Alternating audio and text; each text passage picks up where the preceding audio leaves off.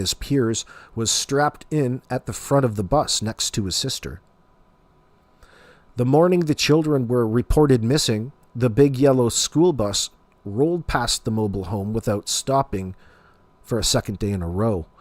Jack and Lily were usually standing by the side of the road waiting to be picked up. But earlier that morning of May 2nd, their mother had marked them absent from school at about 6:15 a.m. Both parents have said it was because Lily had a cough.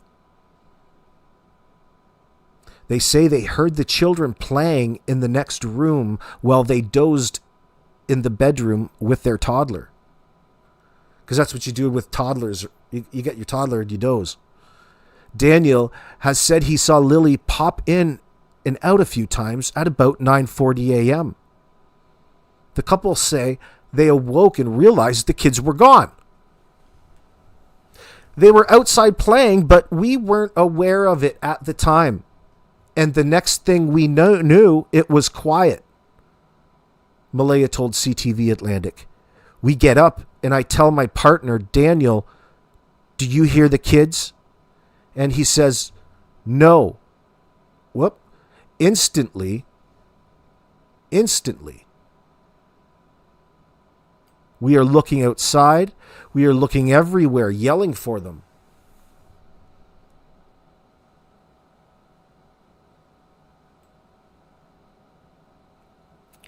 Jack and Lily's mysterious disappearance have baffled the country. Not really. More than 3 months after they were reported missing, after one of the largest searches in Nova Scotia's history and an intensive police investigation. Police still haven't confirmed the circumstances of how the young siblings went missing. It's possible that there were clues, even potential warning signs, in their home life. A closer look into the lives of Jack and Lily shows that all was not well in the trailer at Lansdowne.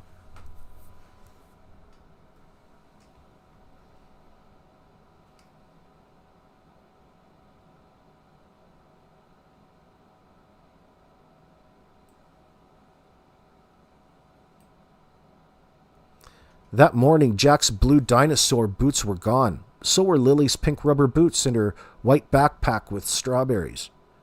The only clue left behind, according to the parents, was one child-sized boot print in the dirt driveway a few meters from their home.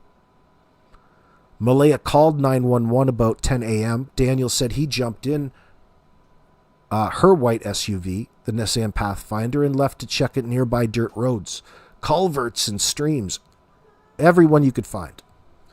Soon, an army of search and rescue volunteers arrived wearing orange hunting vests. They fanned out, conducting a grid search in a swamp and thick woods around the home. Drones and a helicopter scoured overhead. A police dog on a leash with a handler set about the yard.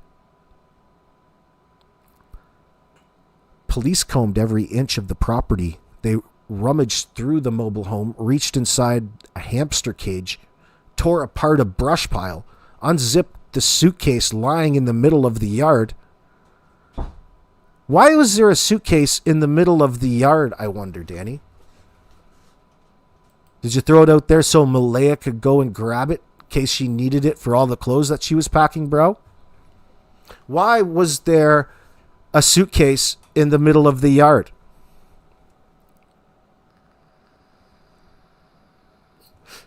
Anybody?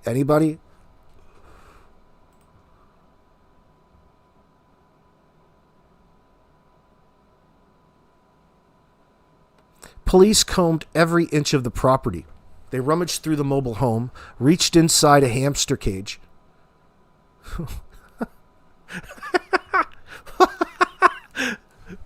What?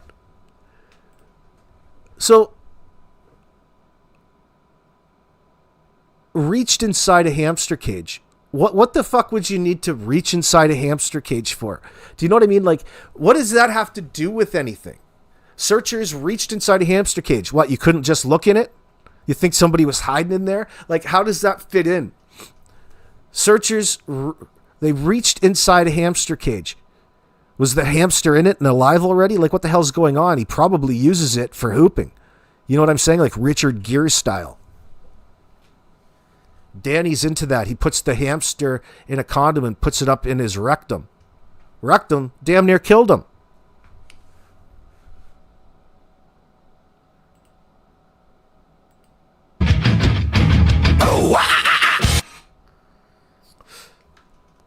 A little late on the sound bites. Let's see. Reached inside a hamster cage. Tore apart a brush pile. You can understand that. Unzipped the suitcase lying in the middle of the yard. It's like you just walked into a couple's fight here, right?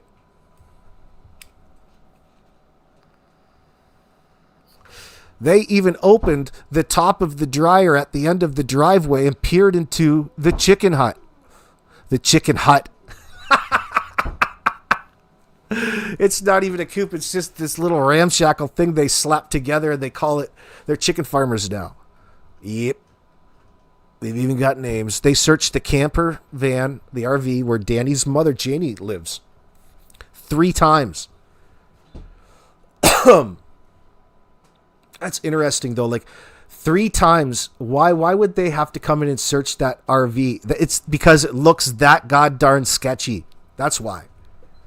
None of the cops came to the scene, and the first thing that they noticed was that nasty-ass RV in the driveway with the grouchy bitch. It's like coming onto a crime scene and it running into, like, Oscar the Grouch.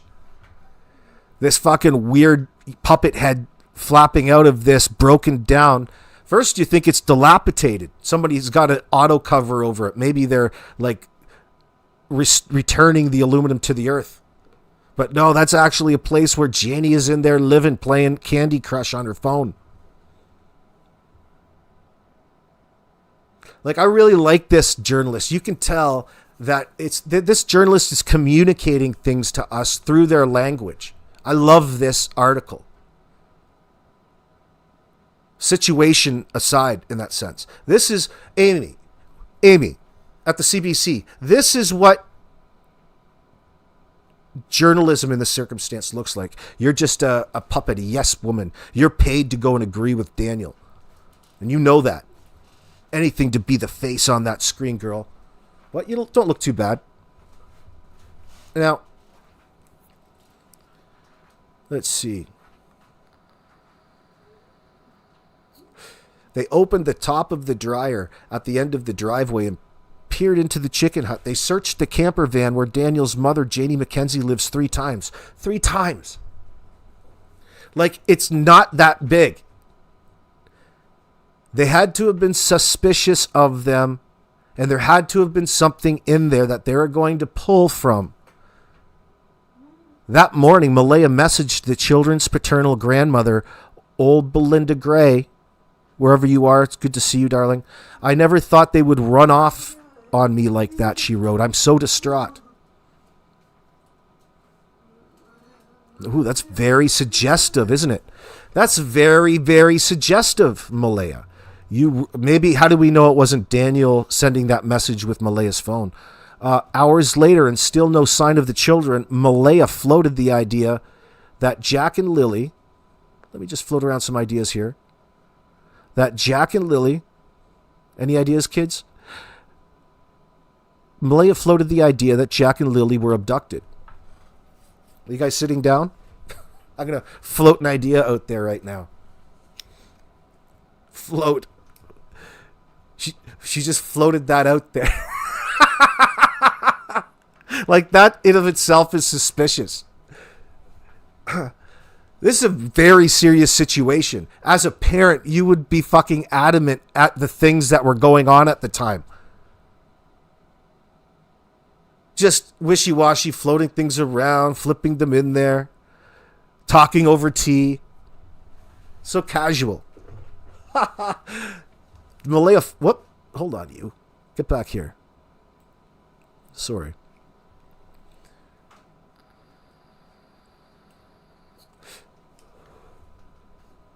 Hours later, and still no sign of the children, Malaya floated the idea that Jack and Lily were abducted.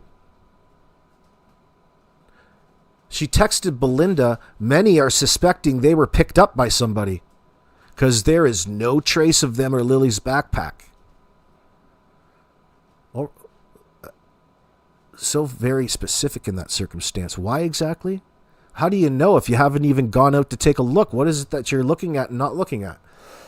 Why are you not speaking for yourself and you're speaking for everybody else and what they're suspecting? So detached. That douchebag Daniel, Dirty Daniel, the SO, meanwhile, was tearing through the woods on foot and wading in streams, telling people he was moving faster than the police helicopters that day. Carloads of family members pulled up to help search. In the mid-afternoon, a non-encrypted radio channel crackled with voices of emergency responders. Families brought us to a location there, not far away, that there's a piece of a blanket which the mother says she believes belongs to her daughter, radioed an official.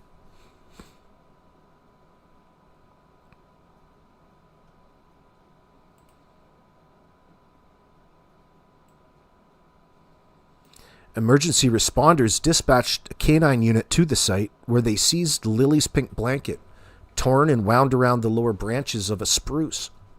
It was about 1 kilometer from the mobile home off the gravel Lansdowne Road where Daniel's father, Earl, the dude who can't spell to save his life, even structure a sentence together, who never fucking went to school or had a day of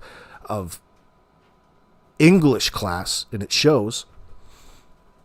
Torn and wound around the lower branches of a spruce. It was about 1 kilometer from the mobile home off the gravel Lansdowne Road where Daniel's father, Earl, and uncles live. The road runs deep into the backcountry, connecting with dirt roads that snake further into the wilderness to remote lakes. Backwoods dumps. Well, we're just at a backwoods dump. And clear-cut tracts of land.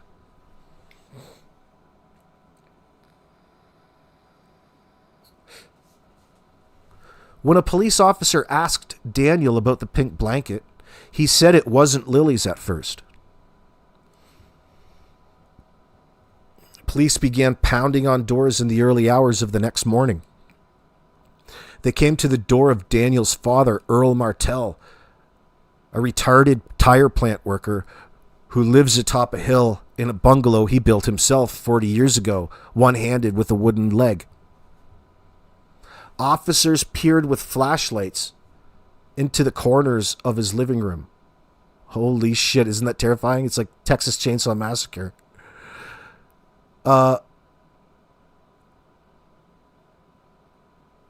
When police officer asked Daniel about the pink blanket, 40 years ago, officers peered with a flashlight into the corners of his living room, jumbled with the craft supplies. I'll just bet they're craft supplies. And Hot Wheels of Daniel's 2 school-aged biological children who often visit Earl on weekends. Yeah, he's just quite the old grampy down there, isn't he? Old crazy grandpa with the buck teeth. He could eat a cob of corn through a chain-link fence, Earl could. Earl guided police into the yard, to old campers in a derelict log cabin filled with junk, and to Daniel's older model black sedan in need of repairs in which he couldn't afford.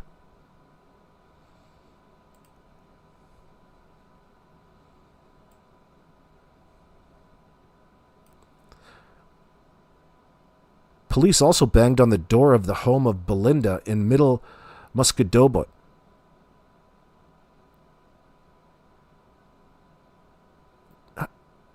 How do they pronounce the end of that? Muscadoboy.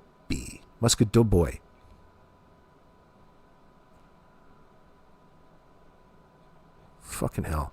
After half an hour from Lansdowne, they were looking to talk to her son, who had been living there for the last 9 months after losing his roofing job. But Cody, Muscadobit, they were looking to talk, depends who you are, I guess. Dabbit? Muscadabbit? Okay, Ginger's mom. I'll keep my mind open. But, okay.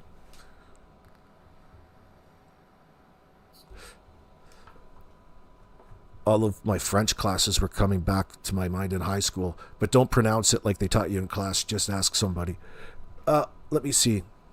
Police also banged on the door of the home of Belinda in Middle Muscadobit.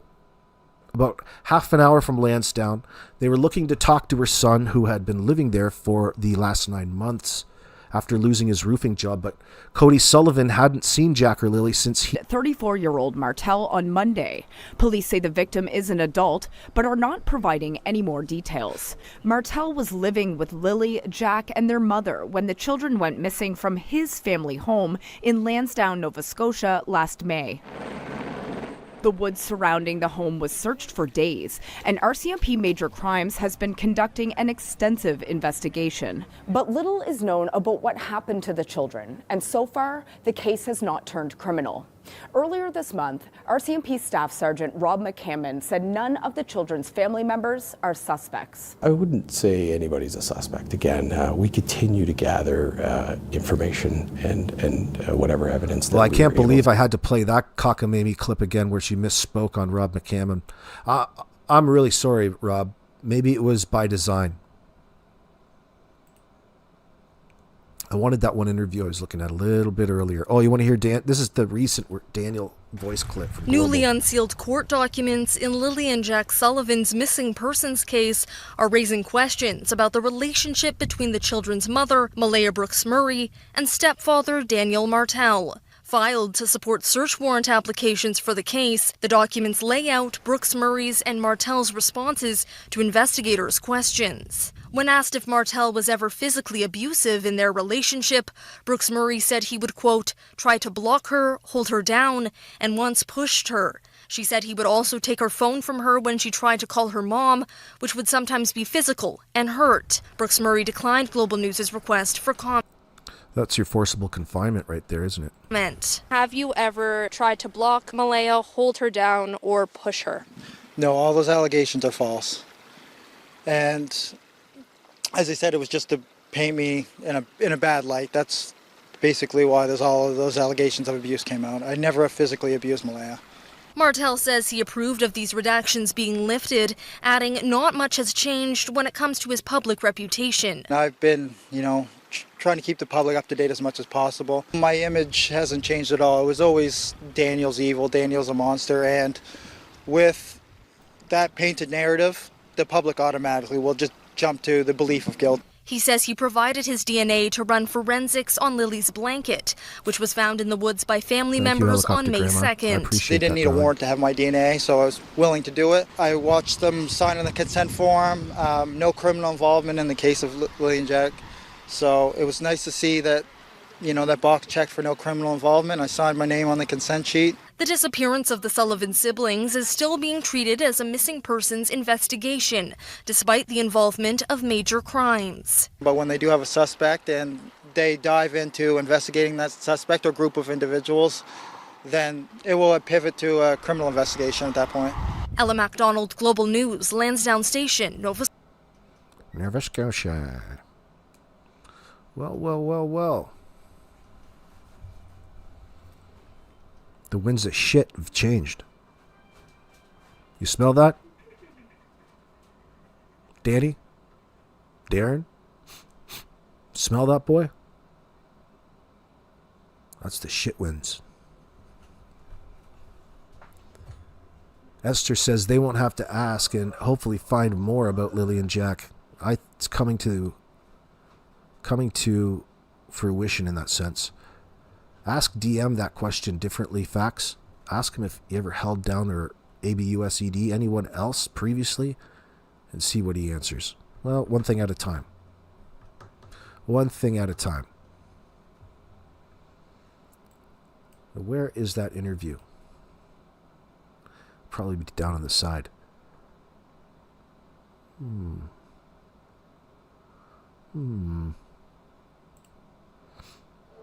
Your aura? Your aura? Girl, your aura. Here's Belinda's interview. Where's Danny? There he is. There's that one. There's that one. Where'd it go? Keep going. There we go, baby. Right there. I knew you'd be there. Anything? I know for 100% they won't find anything. So what do you make of the fact that they are bringing the cadaver dogs in? Well, I'm actually pretty happy about that because it's been about 3 months I've been asking for them, and it's just been delayed, I guess, till now. But Well, I've been asking for them all I this know time. things take time and dogs are hard to get. Man, I've been asking for those things. Kind of like an acid enema.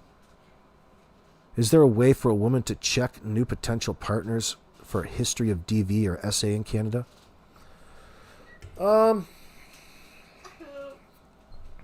Why are you looking? Are you looking, baby? Big comedy moments. Now, the consent sheet does not have that box at all. Nice try there, DM. Well, dude, he's talking about reading on some paper that nobody else is understanding what it is that you're talking about, just to say that the box wasn't checked, saying that you were guilty in all of this, and you're thankful for that, whatever that was. Stupid ass. He's really having a hard time coming up with new original lines to convince people that he's innocent, is all it is.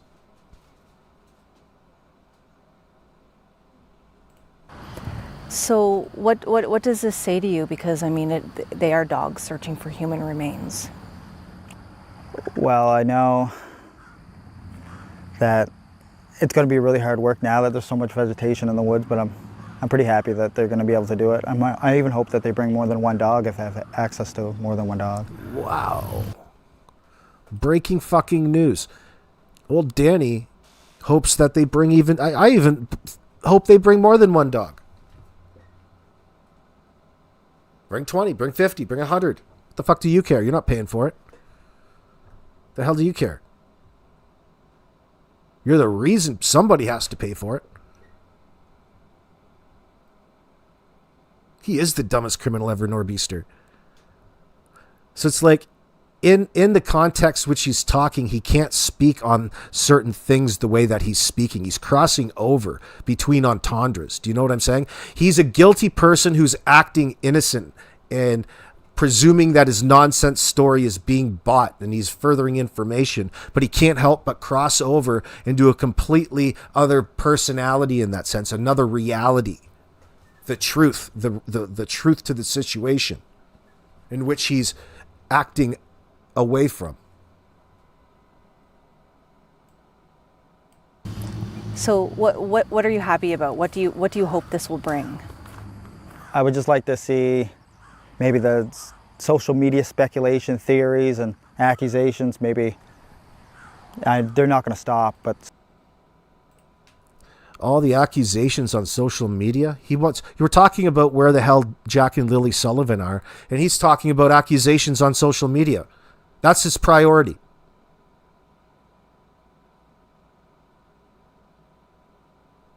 Anything to avoid talking about the dogs sniffing out the kids' bodies, because it would lead to questions that you don't want to be associated or answer. You just are dodging and grasping at straws with these nonsensical statements without any meat.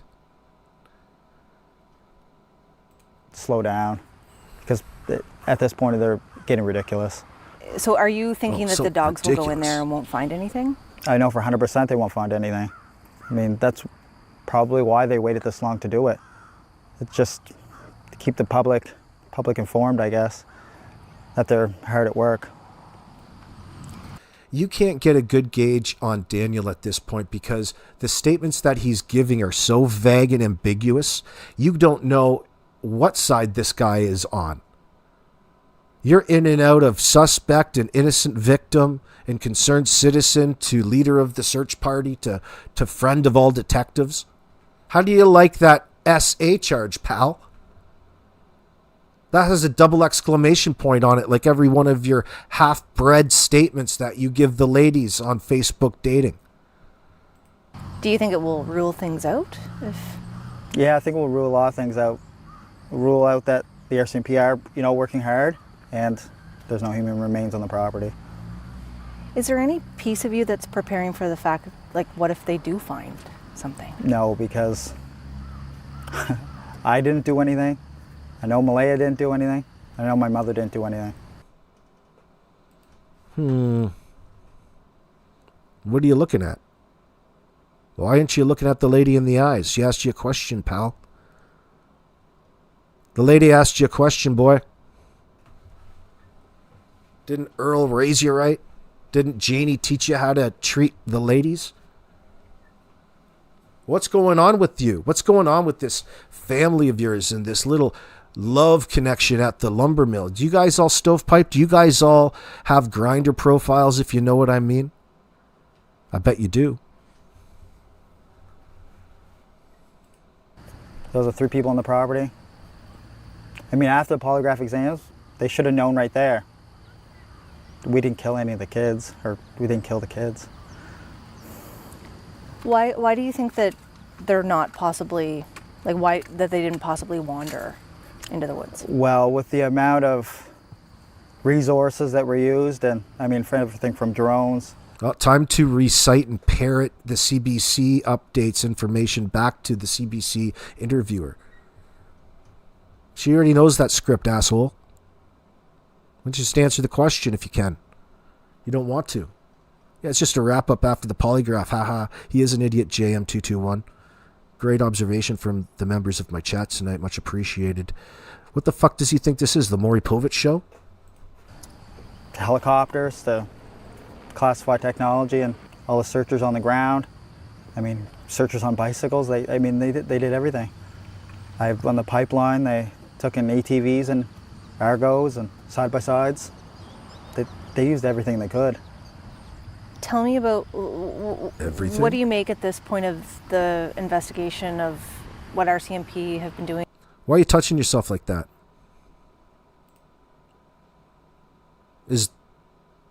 Where's makeup? Does he need some makeup? We've got some sweat pouring out of his brow. He's finding these answers difficult to fabricate. Tried to remember he's got to maintain this bullshit. Guys, he's there for Jack and Lily. That's what it's all about. That's what the problem is, Wolfie. You're in chat listening. When you go around and don't associate any meaning with, at the end of the day, you're disregarding whatever's going on and saying it's really all only about Jack and Lily, reciting it as rhetoric. You're doing the same thing as Daniel's doing, in effort to disregard the details and the situation at hand. Just to let you know, bro. Doing or not doing?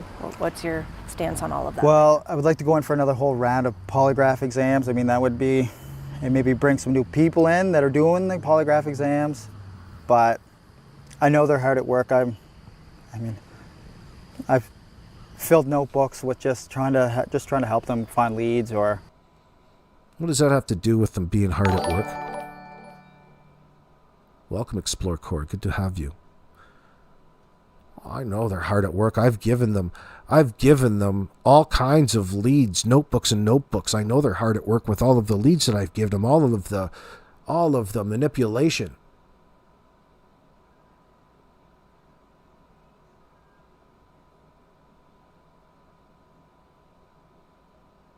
Looks like a man with a lot of cognitive load. Give them any. It's real difficult to pull these answers. It's how do I remember that again? Oh yeah, what does I have to say? He's struggling. It's not natural. You can barely look at the woman. She's a cutie. You should be charming her, winking at her, locking eyes. You're just a fucking coward. You're not a man. Yeah, it's a hardcore line. Listen, you have an opportunity here to make an eye-and-eye connection with a cute chick from the CBC, and you're fucking it all up. You're single? What would all your Facebook bros say? What would all your Facebook dating comrades say if they knew that you were fucking avoiding eye contact with a cute CBC reporter?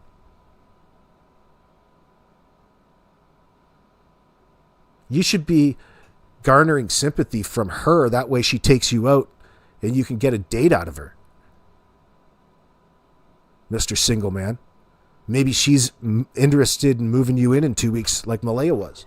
Maybe you can schmooze her. Maybe you can tell her all about your grape fantasies through text. Maybe you can love bomb her like you did Taylor and the other girlfriend and Malaya.